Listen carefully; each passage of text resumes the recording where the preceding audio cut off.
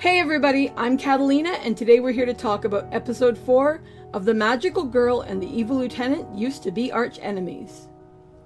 There's no way I'm going to be able to pronounce the name of the blonde-haired guy that added into this week's episode, but what I will say is that he was a wonderful addition, and I really enjoyed how he added an interesting and new dynamic to everything that has been going on with Mira and Mimori. So that's definitely a very cool thing. I find him really endearing and cute and sweet. It actually seems like he is less aggressive overall than Mira is as far as what Mira's normal behavior would be.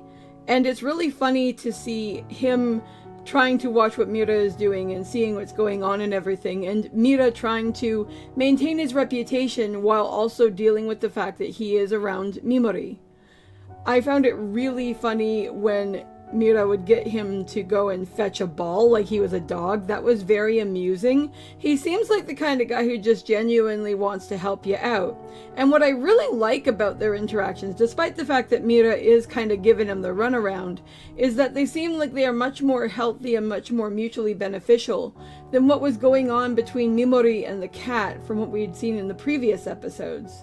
So there's definitely something there. Now, I wonder whether this sweet and kind exterior is merely that, whether it's just some kind of front, or whether this is genuinely what this character is like and is their true default persona. We really don't know this guy yet, so I don't truly know how much we can actually trust him. One thing I do know, though, is that by having him be part of the story and having him interact with these characters, we've also gotten some more interesting backtracking and facts about Mira and about how he normally behaves in comparison to how we see him behaving here, because there is just blue fire everywhere in one of these sequences that we see where they are reflecting on the idea that Mira and he have worked together before, and Mira is usually the one telling him to keep his guard up and everything. The other really funny thing about their interactions, of course, is the fact that Mira is definitely very guarded over Mimori and also definitely a bit jealous or insecure about the idea of any of these other guys showing up. I find it kind of funny that he's more concerned about whether this guy touches her just in general than that he might attack her or something. And one thing I noticed that Mira may have messed up on just a little bit is the fact that he kept telling this guy, do not touch her, do not touch her. If you touch her, you will die.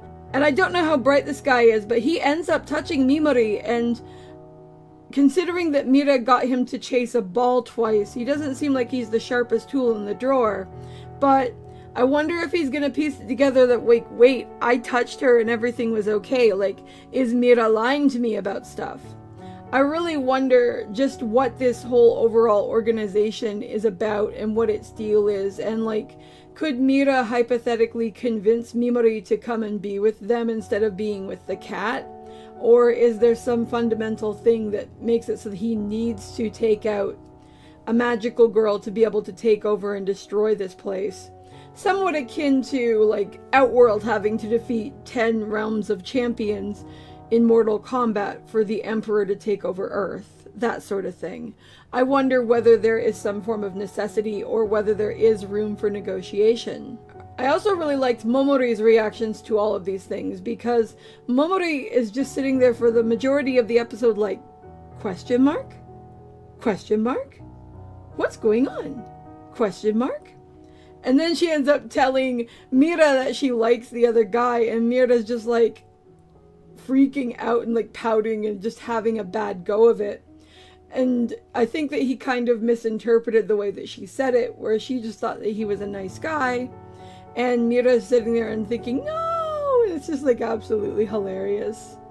But overall, there isn't a ton to really say here. I definitely like how this dynamic is working. I wonder whether they'll continue with these two or whether we're going to end up seeing more characters moving forward.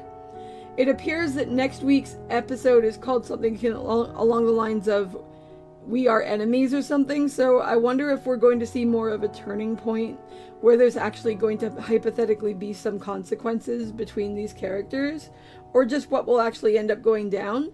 But I am still definitely thoroughly enjoying this. I think it's super cute. It's definitely one of my favorite shows of the season. And with that said, I'd love to know what you guys are thinking, so drop a comment and let me know, and I'll talk to you in the next video. See you later. Bye!